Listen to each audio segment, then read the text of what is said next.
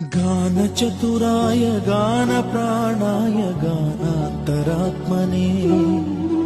गानोत्सुकाय गानमत्ताय गानोत्सुकमनसे गुरुपूजिताय गुरुदैवताय गुरुकुलस्थायिने गुरुविक्रमाय गुह्यप्रवराय गुरवे गुणगुरवे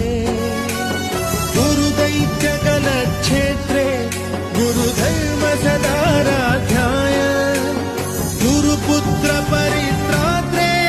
गुरुपाखण्डखण्डकाय गीतसाराय गीततत्त्वाय गीतगोत्राय धीमहि गूढगुल्फाय गन्धमत्ताय गोजयप्रदाय धीमहि